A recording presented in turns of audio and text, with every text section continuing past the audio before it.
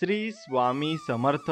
स्वामी भक्तांनो, श्रद्धा ही शब्दाने छोटी पण अर्थाने अमर्याद अशी गोष्ट आहे. श्रद्धा म्हणजे दिसत नसलेल्या गोष्टीवर विश्वास ठेवणं. श्रद्धा म्हणजे अंधारात पाऊल टाकून प्रकाश मिळेल याची खात्री बाळगणं. श्रद्धा म्हणजे देव आहे हे जाणून त्याचं दर्शन न मागणं. श्रद्धा म्हणजे मनाचं नातं जोडणं आहे आणि डोळ्यांनी पुरावा न शोधणं आहे. श्रद्धा म्हणजे बी आहे आणि एक लक्षात घ्या, आणि त्या बी पासून उगवणारं फळ म्हणजे शांती, समाधान, प्रेम आणि पूर्णत्व. श्रद्धा लावणं सोपं आहे, पण ती जपणं भरपूर कठीण आहे. स्वामी भक्तांनो, स्वामींचे असेच गोड संदेश ऐकण्यासाठी आपल्या चॅनलला सबस्क्राईब करा आणि बाजूला असलेली घंटी दाबा आणि व्हिडिओला एक लाईक करून कमेंटमध्ये श्री स्वामी समर्थ, जय जय स्वामी समर्थ असं नक्कीच टाईप करा. कारण श्रद्धेचं बी जमिनीत पडलं की लगेच फळ लागत नाही. त्याला काळ लागतं, संयम लागतं, काळजी लागतं आणि सर्वात महत्त्वाचं म्हणजे विश्वास लागतो. श्रद्धा म्हणजे तू काहीतरी बघत नाहीस, पण तरी ते अस्तित्वात आहे यावर तुझा विश्वास असतो. तू श्वास घेतोस, श्वास दिसत नाही, पण तू घेतोस कारण तुला माहिती आहे की तू आहे. तसंच श्रद्धा आहे, दिसलं नाही पण जाणवतं. आणि श्रद्धा जर मनात पेरली गेली तर ती एक दिवस विशाल वृक्ष बनते. पण जर तू अधीर झालास, वारंवार बी उपडलंस की बघावं उगवलं का, तर ते कधीच उगवणार नाही. श्रद्धा म्हणजे विश्वास ठेवणं की बी मातीखाली आहे, काहीच दिसत नाहीये तरी वाढ सुरू आहे. श्रद्धेचं फळ तेव्हाच मिळतं जेव्हा तू न दिसणाऱ्या प्रक्रियेवर विश्वास ठेवतोस. लोक म्हणतात मला श्रद्धा आहे, पण परीक्षा आली की ती ढळमळते, दुःख आलं की ती कमी होते, अपयश आलं की ती हरवते. पण खरी श्रद्धा तीच आहे जी परिस्थितीने बदलत नाही, सुखात वाढते आणि दुःखात मजबूत होते. श्रद्धा म्हणजे तू काहीतरी हरवलंस तरी म्हणणं की काहीतरी चांगलं घडणार आहे. श्रद्धा म्हणजे देव गप्प आहे पण तो ऐकतोय याची खात्री ठेवणं. श्रद्धा म्हणजे वादळात उभं राहूनही मनात स्थैर्य ठेवणं. कारण ज्याचं मन श्रद्धेवर उभं आहे त्याला कोणतंही वादळ हलवू शकत नाही. श्रद्धा बी आहे म्हणजे ती पेरली पाहिजे आणि प्रत्येकाचं बी वेगळं असतं. कोणाचं बी प्रार्थनेतून पेरलं जातं, कोणाचं सेवेतून, कोणाचं साधनेतून, कोणाचं प्रेमातून. पण बी कधी पेरलं हे महत्वाचं नाही, त्याला पाणी किती दिलं हे महत्वाचं आहे. श्रद्धेचं पाणी म्हणजे नित्य विश्वास, रोजची आठवण, रोजचा नमस्कार, रोजचं धन्यवाद. आणि त्या पाण्यानं श्रद्धेचं बी अंकुरतं. दिवस जातात, महिने जातात आणि मग एक दिवस ते बी वृक्ष बनतं.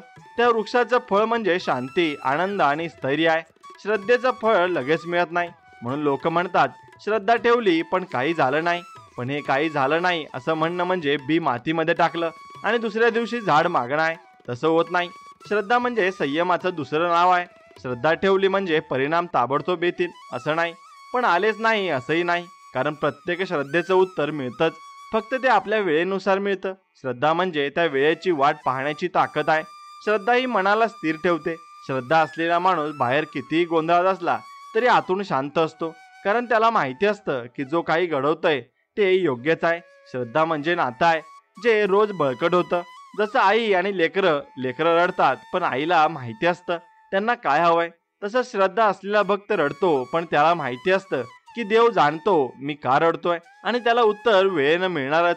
श्रद्धा म्हणजे न बोलताही बोलणं, न मागताही मिळणं, न बघताही जाणणं. श्रद्धेचं फळ म्हणजे अंतरंगातील शांती. श्रद्धा असली की माणूस घाबरत नाही, कारण त्याला माहिती असतं की माझ्यासोबत एक शक्ती आहे. श्रद्धा असली की माणूस दुःखातही असतो, कारण त्याला वाटतं की याच्या मागे काही हेतू आहे. श्रद्धा असली की माणूस अपयशातही प्रयत्न करतो, कारण त्याला माहिती असतं की यश लांब नाही. श्रद्धा म्हणजे ती अदृश्य शक्ती जी माणसाला तुटू देत नाही. श्रद्धा म्हणजे ती माती जी पायाखालची जमीन सरकली तरी पकडून ठेवते.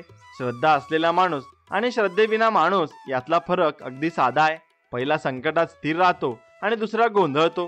कारण पहिल्याला माहिती असतं की सर्व काही नियोजनानं घडतंय, दुसऱ्याला वाटतं की सगळं मनाविरुद्ध चाललंय. श्रद्धा म्हणजे प्रत्येक अडथळ्यातूनही संधी बघणं. श्रद्धा म्हणजे अंधारातही एक दिवा दिसतोय असा विश्वास ठेवणं. श्रद्धा म्हणजे पडल्यावर उठण्याचं कारण मिळणं. श्रद्धा ही फक्त देवावर नसते, श्रद्धा स्वतःवरही ठेवावी लागते. तू काही करू शकतोस, तू बदल घडवू शकतोस, तू जग बदलू शकतोस, ही श्रद्धा हवी. श्रद्धा म्हणजे शक्तीचा अनुभव. श्रद्धा म्हणजे मनातला देव जागं ठेवणं. श्रद्धा म्हणजे रोज आतला प्रकाश पेटवणं. कारण बाहेरचं सगळं श्रद्धेवर उभं आहे. सूर्य उगवतो कारण पृथ्वी त्यावर विश्वास ठेवते. बी रुजतं कारण माती त्याच्यावर विश्वास ठेवते. प्रेम टिकतं कारण दोन मनं एकमेकांवर श्रद्धा ठेवतात. म्हणून श्रद्धा हीच सर्व सृष्टीचा पाया आहे. मग मित्रांनो, श्रद्धेचं बी मनात लावा, रोज पाणी द्या, काळजी घ्या. संयम ठेवा आणि बघा ते बी कसं फुलतं, कसं वाढतं आणि कसं एक दिवस ते बी वृक्ष बनून तुमचं जीवन सावलीनं, फळानं आणि शांततेनं भरून टाकेल. कारण श्रद्धेचं बी एकदा रुजलं की ते कधी मरत नाही, ते शाश्वत असतं आणि त्याचं फळ म्हणजे आनंद आहे, समाधान आहे आणि शांती आहे. हेच खरं आयुष्याचं सार आहे. ही तुम्ही गोष्ट समजून घेतली पाहिजे. संकट ही अशी गोष्ट आहे जी की कोणताही आणि कोणालाही कोणत्याही वेळी कोणत्याही रूपात येऊ शकते.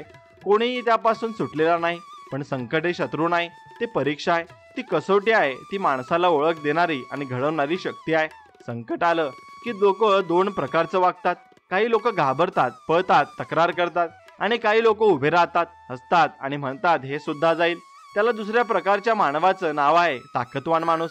कारण ताकद शरीरात नसते, ताकद मनात असते, आत्म्यात असते. संकट म्हणजे वादळ आहे आणि ताकद म्हणजे त्या वादळात स्थिर उभं राहण्याची क्षमता आहे. संकट आलं की आपल्याला वाटतं देव आपल्यावर रागावला, पण खरं तर देव फक्त विचारतो तू माझ्यावर विश्वास ठेवतो का. हीच परीक्षा असते. संकट म्हणजे देवाचं प्रशिक्षण आहे आणि ते केंद्र आहे. जेव्हा तुला कोसळावं वाटतं, रडावंसं वाटतं आणि तरीही तू धीर धरतोस, तेव्हा देव तिथंच असतो. कारण तू शिकतो आहेस आणि तू वाढतो आहेस. संकट हे तुला हरवण्यासाठी नाही, ते तुला तयार करण्यासाठी येतं. जसं सोनं तापवलं की शुद्ध होतं, तसंच माणूस संकटात शुद्ध होतो. लोक नेहमी विचारतात माझ्याच बाबतीत असं का घडलं. पण खरी विचारायची गोष्ट आहे माझ्याकडे हे पार करण्याची ताकद आहे का. आणि उत्तर असतं आहे. फक्त आपल्याला ती स्वतःमध्ये ओळखायची असते. आपण माणूस म्हणून जन्म घेतलाय म्हणजेच आपल्या प्रचंड सामर्थ्य आहे. पण ते सामर्थ्य संकट आलं की लगेच जागं होतं. जोपर्यंत आयुष्य सोपं असतं तोपर्यंत आपली ताकद झोपलेली असते आणि जेव्हा संकट येतं तेव्हा ती जागी होते. म्हणूनच संकट ही शिक्षा नाही, ती निमंत्रण आहे तुझ्या आतल्या शक्तीला ओळखण्याचं. संकटात माणूस तुटतो, पण तुटणं म्हणजे संपणं नाही. तुटणं म्हणजे पुन्हा जोडणं आहे, नव्यानं आकार घेणं आहे. संकट आपल्याला मोडतं, पण मोडूनच आपल्याला नवीन घडवतं. तुझं आयुष्य कधी कोसळलं नसेल तर तू स्वतःला कधी उभं करण्याची ताकदही ओळखलेली नसेल. म्हणून संकट आलं की घाबरू नकोस. त्याच्याकडे शत्रूसारखं नाही तर गुरुसारखं बघ. तो तुला शिकवायला आलाय. संकट म्हणजे तुझ्या आयुष्याचं महाविद्यालय, जिथे परीक्षा कठीण असते पण निकाल नेहमी सुंदर असतो. संकटाचं सामर्थ्य एवढं आहे की ते तुला तुझ्या खरी ओळखीशी जोडतं. जेव्हा सगळं तुटतं तेव्हा तू शोधायला लागतोस माझ्या आत काय उरलंय. आणि तेच उरलेलं म्हणजे तुझं खरं सत्व आहे आणि स्वत्व आहे. तुझा आत्मा. जो माणूस संकटातून बाहेर पडतो तो बदललेला असतो. त्याच्या डोळ्यात वेगळं तेज असतं, त्याच्या आवाजात धैर्य असतं आणि त्याच्या मनात शांती असते. कारण त्याने स्वतःला जिंकलेलं असतं. संकटात ताकद दाखवणं म्हणजे बाहेरून कठोर दिसणं नाही. संकटात ताकद दाखवणं म्हणजे आतून न मोडणं आहे. संकट आलं तर डोळे ओले होऊ शकतात, रडू येऊ शकतं, पण मनातला विश्वास तुटला नाही पाहिजे. कारण विश्वास तुटला की ताकद मरते.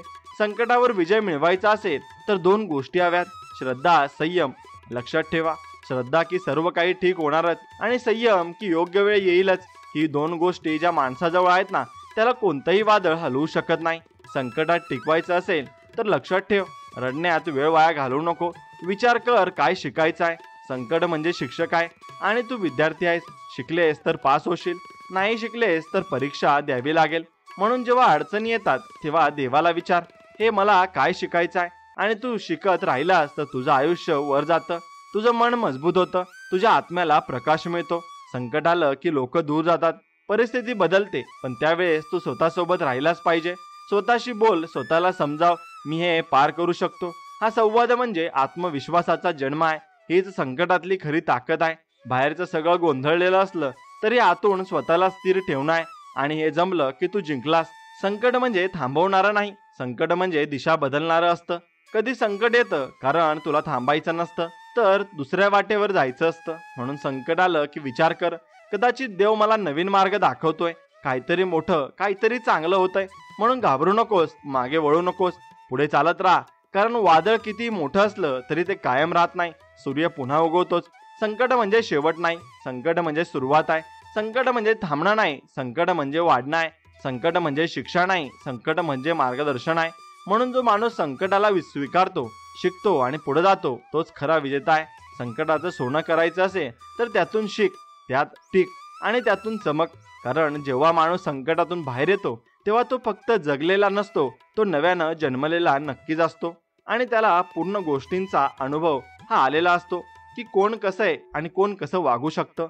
म्हणून त्याला सर्व काही गोष्टींचा अनुभव आल्यानंतर तो सर्व काही गोष्टींमध्ये पूर्णतः यशस्वी होऊन जातो आणि त्याला पुढे काही अडचण येत नाही. म्हणून एक गोष्ट लक्षात ठेवा, जीवनात मनावर विजय हा तुम्ही मिळवायलाच हवा. मन ही सगळ्यात मोठी शक्ती आहे आणि सगळ्यात मोठं युद्धही याचं असतं. म्हणून बाहेरचे शत्रू जिंकणं सोपं आहे, पण स्वतःचं मन जिंकणं हे खऱ्या अर्थानं सर्वात अवघड काम आहे. कारण मन कुणाचं ऐकत नाही. ते कधी एका बाजूला धावते, कधी दुसऱ्या बाजूला ओढते, कधी शांत असतं, कधी वादळासारखं उसळतं. माणूस जग जिंकतो, पण जर मन हारलं तर सगळं हारलं, आणि जर मन जिंकलं तर जग आपोआप जिंकता येतं. म्हणूनच म्हटलं जातं, मन जिंकणं म्हणजे आयुष्य जिंकणं आहे. मनावर विजय म्हणजे ते संपवणं नाही, ते समजून घेणं आहे. मनाला मारायचं नाही, मनाला मार्गदर्शन करायचं आहे. मन वाऱ्यासारखं असतं, त्याला बांधता येत नाही, पण त्याची दिशा ठरवता येते. मनावर विजय म्हणजे त्या दिशेवर ताबा मिळवणं. मन जेव्हा अस्थिर असतं तेव्हा विचार गोंधळतात, निर्णय चुकीचे होतात आणि आयुष्य विस्कटतं. पण मन शांत असेल तर परिस्थिती कितीही अवघड असली तरी माणूस स्थिर राहतो. म्हणून मनावर विजय म्हणजे जीवनावर विजय आहे. मनाचा स्वभाव असतं सतत धावणं, कधी भूतकाळात कधी भविष्यकाळात, पण वर्तमानात थांबायला त्याला आवडत नाही. आणि मनावर विजय मिळवायचा असेल तर त्याला थांबवायला शिकावं लागतं. ध्यान म्हणजे मनावर विजयाचं शस्त्र आहे. जेव्हा तू डोळे मिटून श्वासावर लक्ष ठेवतोस, विचार येतात पण तू त्याच्यात हरवत नाही, तेव्हा हळूहळू मन तुझं ऐकायला लागतं. मनाला बसवणं म्हणजे साधना आहे, त्यावर राज्य करणं म्हणजे विजय आहे. मनावर विजय मिळवणं म्हणजे स्वतःच्या विचारांवर नियंत्रण मिळवणं आहे. आपण विचारांचे गुलाम झालो की दुःख निर्माण होतं. विचार सांगतात मी अपयशी आहे, मी नाही करू शकत, आणि आपण मानतो. पण मनावर विजय मिळवणारा माणूस म्हणतो हे फक्त विचार आहेत, सत्य नाही. विचार म्हणजे ढग आहेत, ती येतात आणि जातात, पण तू म्हणजे आकाश आहेस. मनावर विजय मिळवणं म्हणजे हे ओळखणं की तू विचार नाहीस, तू त्याचा साक्षी आहेस. मनावर विजय मिळवणं म्हणजे नकारात्मक विचारांवर मात करणं आहे. मन नेहमी शंका निर्माण करतं, काय होईल, मी पडेन का, लोक काय म्हणतील, आणि या शंकेमुळे माणूस थांबतो. पण मनावर विजय मिळवला की या शंका शक्तीत बदलतात. तू म्हणतोस हो होईल, कारण मी प्रयत्न करणार आहे. हीच मनाची क्रांती आहे. तू मनाचा गुलाम राहिलास तर ते तुला खेचेल, पण तू त्याचा राजा झालास तर ते तुला उचलून नेईल. मनावर विजय म्हणजे रागावर नियंत्रण, द्वेषावर नियंत्रण, मत्सरावर नियंत्रण, कारण हे सगळं मनाचंच निर्माण आहे. राग म्हणजे मनाची आग आहे, मत्सर म्हणजे मनाचं विष आहे, आणि द्वेष म्हणजे मनाचा अंधार आहे. पण ज्याने मनावर विजय मिळवला त्याचं मन शांत सरोवरासारखं होतं, स्वच्छ, स्थिर आणि खोल. अशा मनात देव प्रतिबिंबित होतो, कारण देवाला जागा फक्त शांत मनातच मिळते. मनावर विजय मिळवणं म्हणजे बाहेरचं जग बदलणं नव्हे तर आतलं जग सुधारणं आहे. बाहेर सगळं व्यवस्थित दिसतं, पण आत गोंधळ असेल तर शांतता मिळत नाही. म्हणून बाहेर पडण्यापेक्षा आत डोकावं. मनाला विचार, तू मला कुठे नेत आहेस, आणि मग त्याला सांग, आता मी तुला घेऊन चाललोय. जेव्हा तू मनाचा चालक होतोस तेव्हा गाडी योग्य रस्त्यावर जाते, पण मनाला मोकळं सोडलंस तर ती गाडी उतारावर धावते आणि शेवटी कोसळते. मनावर विजय म्हणजे तक्रार कमी करणं, स्वीकार वाढवणं, कारण मन कायम तक्रार करतं, हे नाही, ते नाही, मला ते हवंय, आणि या तक्रारीमुळे दुःख वाढतं. पण मनावर विजय मिळवला की तू म्हणतोस जे आहे ते पुरेसं आहे. हा स्वीकार म्हणजे मनाचं शुद्धीकरण आहे, आणि जेव्हा मन शुद्ध होतं तेव्हा आत्मा उजळतो. मनावर विजय म्हणजे इंद्रियांवर ताबा ठेवणंही आहे. मग डोळ्यांनी, कानांनी, जिभेने सतत बाहेर धावतं आणि ते सतत शोधतं काहीतरी नवीन, काहीतरी जास्त, पण त्याला थांबवायला शिकवलं पाहिजे. मनावर विजय मिळवणं म्हणजे इंद्रियांना गुलाम बनवणं नाही, तर त्यांना योग्य दिशा देणं. त्यांना सांगणं की मी तुला बंद नाही करणार, पण मी ठरवेन तू काय पाहशील, काय ऐकशील, काय बोलशील. हाच खरा विजय आहे. मनावर विजय मिळवणं म्हणजे शेवटी शांत होणं. युद्ध जिंकणं म्हणजे तलवारी उगारून लढणं नव्हे, युद्ध जिंकणं म्हणजे युद्ध संपवणं. जेव्हा मन शांत होतं तेव्हा तू मुक्त होतोस. मग जग बदलतं तरी फरक पडत नाही, लोक काय म्हणाले तरी फरक पडत नाही, सुख दुःख आलं तरी फरक पडत नाही, कारण तू मनावर विजय मिळवला आहेस. मग मित्रांनो, जग जिंकायचं आधी मन जिंका. बाहेर काही साध्य केलं तरी जर मन अस्थिर असेल ना तर आनंद नाही मिळणार. पण मनावर विजय मिळवला की बाहेर काही असो तू आनंदी राहशील, शांत राहशील, मुक्त राहशील. मन तुझं शत्रू नाही, तेच तुझा मित्र आहे. फक्त त्याचं ऐकणं थांबव आणि त्याचं मार्गदर्शन कर. आणि ज्याने स्वतःचं मन जिंकलं त्याला पुन्हा काहीच जिंकायचं उरत नाही, हे मात्र लक्षात ठेवायचं. म्हणून आपण पहिले मनावर ताबा ठेवायचा आणि आपलं मन एका जागेवर स्थिर करायचं आणि स्वामींचं नामस्मरण करायचं. जेवढं जास्त तुम्ही स्वामींचं नामस्मरण कराल तेवढं जास्त तुमचं मन हे स्थिर राहील, आणि तुम्हाला जीवनामध्ये भरपूर काही प्रेरणा मिळेल आणि पुढे जाण्याची संधी देखील नक्कीच मिळेल. आता जीवनामध्ये अहंकाराऐवजी आत्मसन्मान यायला हवा. अहंकार आणि आत्मसन्मान हे दोन शब्द दिसायला सारखे वाटतात, पण अर्थाने ते आकाश पातळा इतके वेगळे आहेत. अहंकार माणसाला तोडतो आणि आत्मसन्मान माणसाला घडवतो. अहंकार म्हणजे मी काहीतरी जास्त आहे आणि आत्मसन्मान म्हणजे मी काहीतरी आहे. या दोन वाक्यांमधला फरक लहान आहे, पण परिणाम प्रचंड आहे. अहंकार म्हणजे माणूस इतरांपेक्षा वरचढ समजतो. आत्मसन्मान म्हणजे माणूस स्वतःला कमीही समजत नाही. अहंकार म्हणजे उंच डोंगर जो दिसतो मोठा पण आतून पोकळ असतो, आणि आत्मसन्मान म्हणजे गडद झाड ज्याची मुळं खोलवर जातात आणि जो सावली देतो. अहंकार म्हणजे नेहमी मी वर उभा असतो. मी केलं, मी दिलं, मी जिंकलो, मी सांगितलं. हे मीच आहे जे मी आहे, पण ते मी म्हणजे एक बुडबुड आहे जो फुगत राहतो आणि शेवटी फुटतो. अहंकार वाढला की माणूस एकटाच राहतो, कारण अहंकाराला दुसरा कोणी चालत नाही. अहंकार असलेला माणूस लोकांपासून दूर जातो, कारण त्याला वाटतं सगळे त्याच्यापेक्षा कमी आहेत, आणि शेवटी तो स्वतःच्या अहंकारातच अडकतो. अहंकाराने घरं मोडतात, नाती तुटतात, प्रेम संपतं, कारण अहंकाराला नम्रता मान्य नसते. पण आत्मसन्मान असलेला माणूस नम्र असतो, कारण त्याला माहिती असतं की स्वतःचा सन्मान ठेवण्यासाठी दुसऱ्याचा अपमान करायची गरज नाही. आत्मसन्मान म्हणजे माणसाच्या मनातली शांत शक्ती आहे. आत्मसन्मान म्हणजे स्वतःला ओळखणं, स्वतःचा मान राखणं, पण कुणावर वर्चस्व नाही ठेवणं. आत्मसन्मान म्हणजे तू कुणासमोर वाकत नाहीस, पण कुणाला झुकवायचा प्रयत्नही करत नाहीस. आत्मसन्मान म्हणजे तू स्वतःच्या मूल्यांवर उभा राहतोस, तू प्रामाणिक राहतोस, नम्र राहतोस, आणि तिथूनच तुझं सामर्थ्य येतं. अहंकाराचा माणूस नेहमी तुलना करतो, तो काय आहे आणि मी काय आहे. आत्मसन्मानाचा माणूस म्हणतो मी माझ्या जागी योग्य आहे. अहंकार दुसऱ्याला कमी दाखवून स्वतःला मोठं करतो. आत्मसन्मान स्वतःचं मोठेपण दुसऱ्याला कमी न करता दाखवतो. अहंकार म्हणजे स्पर्धा आहे, आत्मसन्मान म्हणजे संतुलन आहे. अहंकार नेहमी जिंकायचं पाहतो, आत्मसन्मान फक्त योग्य राहायचं पाहतो. अहंकाराला राग येतो, आत्मसन्मानाला शांतता मिळते. अहंकाराला नेहमी सिद्ध करायचं असतं, आत्मसन्मानाला सिद्ध करण्याची गरजच नसते. अहंकार ओरडतो, आत्मसन्मान हसतो. अहंकार दाखवतो, आत्मसन्मान जाणवतो. आणि म्हणूनच लोक अहंकारी मनापासून दूर जातात, आणि पण आत्मसन्मान असलेल्या माणसाकडे आकर्षित होतात, कारण अहंकारात वासना असते आणि आत्मसन्मानात प्रकाश असतो. अहंकाराचा नाश होतो, आत्मसन्मान वाढतो. अहंकाराची भिंत उंच असते, पण आत रिकामी असते.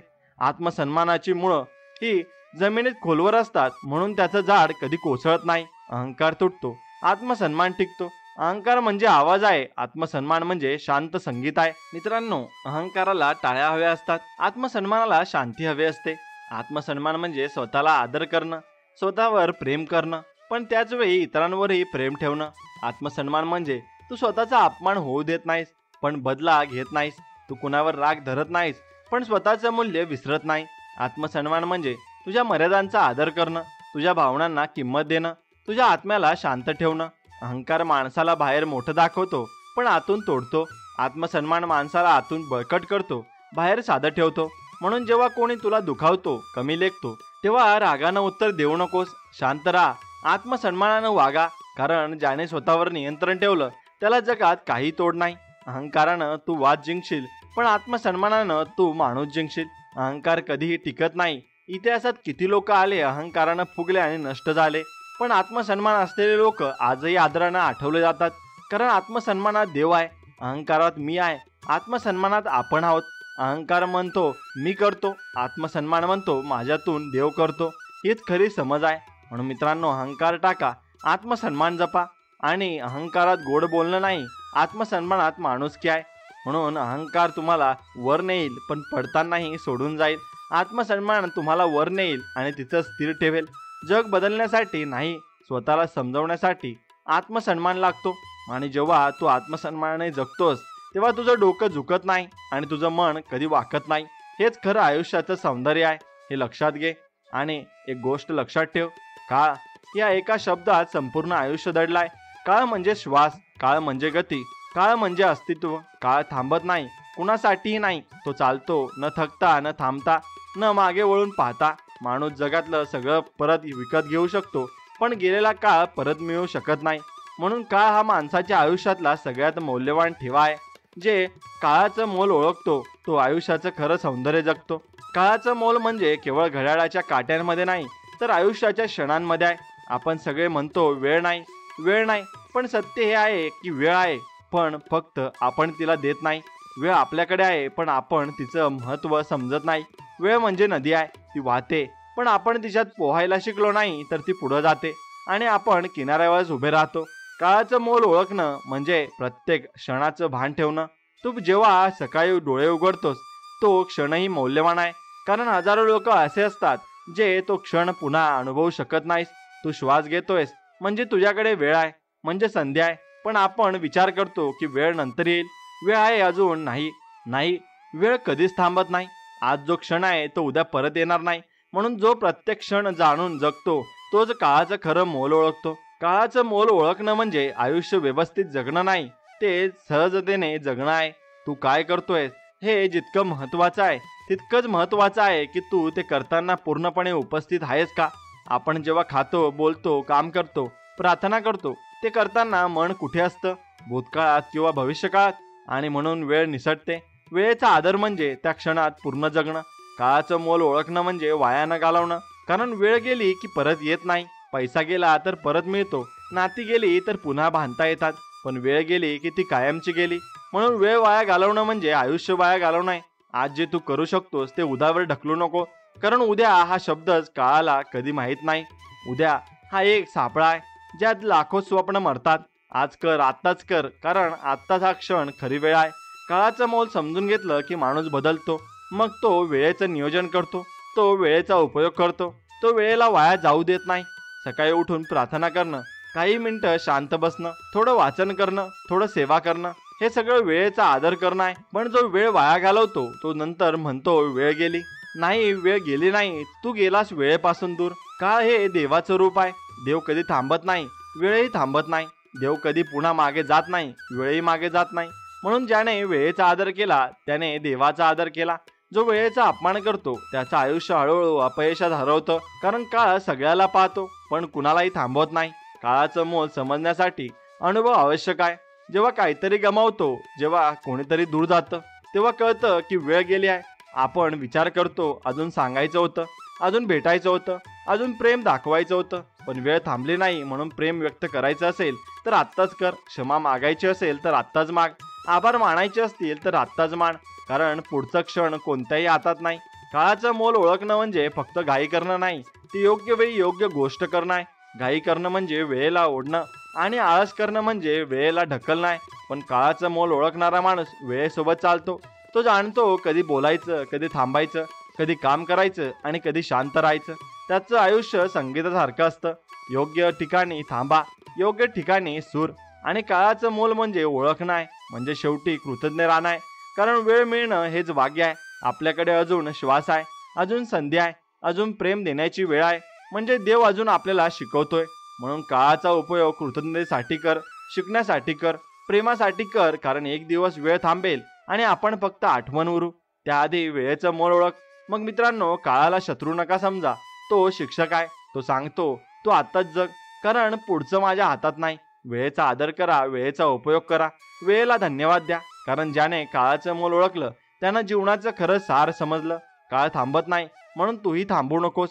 चालत राहा पण सजग राहा, कारण जेव्हा तू काळासोबत चालतोस तेव्हा काळ तुझ्यासाठी थांबतो. हे मात्र तू डोक्यात घे आणि हे समजून पुढे चालत राहा, आणि तुला नक्कीच स्वामींचा आशीर्वाद नक्कीच मिळेल आणि तू वेळेसोबत नक्कीच पुढे जाशील आणि यशस्वी जीवनात नक्कीच होशील.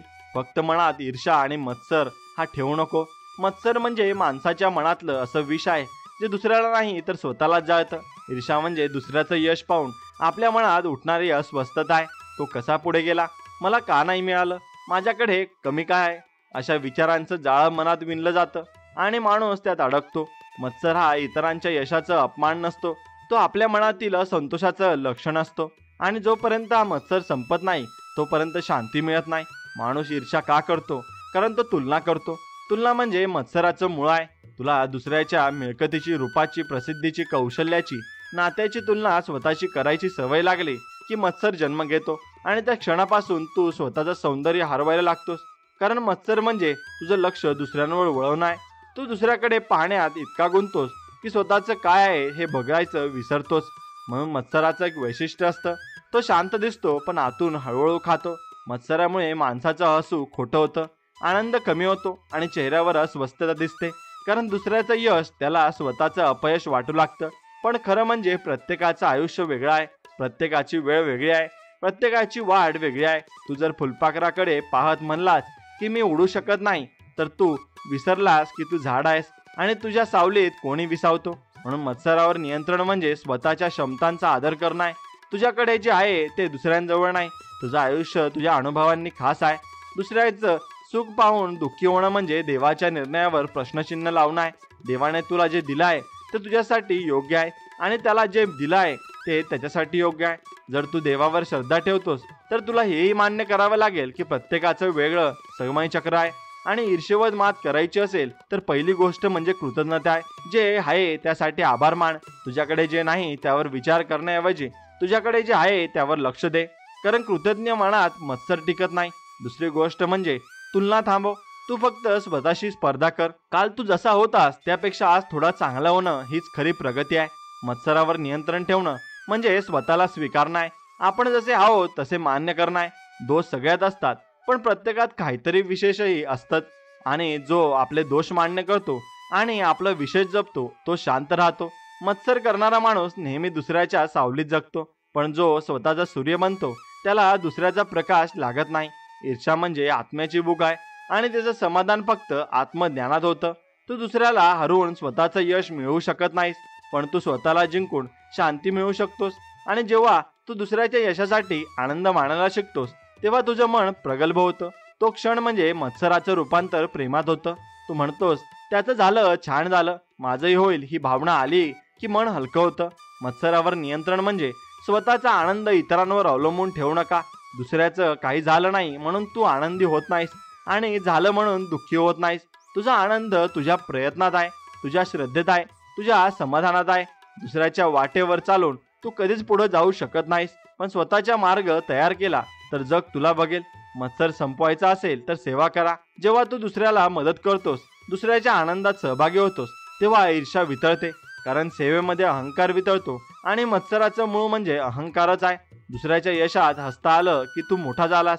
दुसऱ्याचं यश तुझ्या प्रेरणेत बदललं की तू जिंकलास. ईर्ष्या आणि मत्सरावर नियंत्रण मिळवणं म्हणजे शेवटी मनात शांतता आणणं, कारण मत्सर म्हणजे अस्वस्थता आणि शांतता म्हणजे समाधान आहे. जेव्हा तू मनात म्हणतोस मी जसा आहे तसाच योग्य आहे, माझं जे आहे ते पुरेसं आहे, तेव्हा तू मुक्त होतोस आणि हीच खरी श्रीमंती आहे. मग मित्रांनो, मत्सराला शत्रू नका समजा. तो शिक्षक आहे. तो सांगतो की तू स्वतःकडे लक्ष दे, तुझं जीवन घडव, तुझा प्रकाश वाढव आणि दुसऱ्याच्या तेजाने नाही तर तुझ्या तेजाने जग उजळेल. ईर्ष्या म्हणजे अंधार आहे आणि आत्मसन्मान म्हणजे प्रकाश आहे. तू कोण आता निवडणार हे तुझ्या हातात आहे आणि त्यानुसारच तुझं पुढचं जीवन हे ठरत असतं आणि त्यानुसारच तुला सर्व काही मिळत असतं. म्हणून लक्षात घ्या, तुम्ही जीवनामध्ये मौन हा ठेवलाच पाहिजे. मौनाचं भरपूर काही महत्व आहे. मौन हा शब्द छोटा आहे, पण त्यात इतकी खोल शक्ती आहे की ती वादळ थांबवू शकते, राग वितळू शकते आणि मनाला शांती देऊ शकते. मौन म्हणजे काही न बोलणं नाही. मौन म्हणजे जेव्हा शब्दांची गरज नसते तेव्हा मन बोलतं. आजच्या जगात सगळ्यांकडे बोलायला वेळ आहे पण ऐकायला नाही, उत्तर द्यायला वेळ आहे पण समजून घ्यायला नाही. म्हणूनच मौनाचं महत्व हरवतंय. पण जेव्हा तू मौन शिकतोस तेव्हा तू जग समजायला लागतोस आणि सर्वात महत्वाचं स्वतःला समजायला लागतोस. मौन म्हणजे पलायन नाही, ते एक साधना आहे. मौन म्हणजे राग आल्यावर शांत राहणं नव्हे, तर राग येतोय हे ओळखून मन स्थिर ठेवणं आहे. मौन म्हणजे वाद टाळणं नाही, तर वाद नको हे समजून घेणं आहे. मौन म्हणजे स्वतःला दाबणं नाही, तर स्वतःवर नियंत्रण ठेवणं आहे. मौन हा तो क्षण आहे जेव्हा तू स्वतःच्या आत डोकावतोस, स्वतःला ऐकवतोस आणि जेव्हा तू स्वतःला ऐकायला शिकतोस तेव्हा तू जगातही योग्य ऐकतोस आणि जगालाही तू योग्य समजतोस. मौनाची ताकद एवढी आहे की ती कोणतंही रक्षण करू शकते. आणि एखादा वाद सुरू व्हायच्या आधी जर तू मौन राहिलास तर अर्धा वाद तिथे संपतो, कारण मौन हे उत्तर देतं शब्दांशिवाय. जेव्हा तू मौन राहतोस दुसऱ्याचा राग स्वतःचं रूप हरवतो. वाद वाढवणं सोपं आहे, पण मौन राखणं धैर्याचं काम आहे. मौन म्हणजे दुर्बलता नाही, मौन म्हणजे शक्ती आहे, पण ती शक्ती बाहेर नाही आत असते. मौन म्हणजे शब्दांच्या मागचं सत्य आहे, कारण शब्द अपूर्ण असतात, ते मनातील भावना पूर्ण व्यक्त करू शकत नाहीत. पण मौन सगळं सांगतं. आईचं मौन तिचं प्रेम सांगतं, मित्राचं मौन त्याची साथ सांगतं, गुरुचं मौन त्यांचं ज्ञान सांगतं आणि भक्ताचं मौन त्याची श्रद्धा सांगतं. मौन म्हणजे भावनेचं भाषांतर आहे. तिथं शब्द संपतात आणि थांबतात, तिथून मौन बोलायला लागतं. मौन म्हणजे अंतर्मनाचं औषध आहे. मनात विचारांचा गोंधळ असतो, काळजी, भीती, राग, मत्सर हे सगळे एकत्र येऊन मन थकवतं. अशा वेळी जर तू काही वेळ मौन राहिलास, काही न बोलताच बसलास, तर मन हळूहळू शांत होतं. कारण मौनात विचार स्थिर होतात आणि विचार स्थिर झाले की मन प्रकाशमान होतं. म्हणून ध्यानात मौनाचं स्थान सर्वोच्च आहे. ध्यान म्हणजे मौनाचा उत्सव आहे. मौन शिकायचं असेल तर स्वतःवर नियंत्रण शिकावं लागतं. कारण जिथे राग आहे तिथे शब्द आधी धावतात आणि विचार मागे राहतात. पण मौन असलेला माणूस विचार आधी करतो आणि मग बोलतो. म्हणून त्याचं प्रत्येक बोलणं वजनदार असतं. मौन शिकणं म्हणजे वेळेचं भान ठेवणं. कधी बोलायचं आणि कधी थांबायचं हे समजणं म्हणजे जीवनकलेचं कौशल्य आहे. मौनाचं एक वेगळं रूप म्हणजे ऐकणं आहे.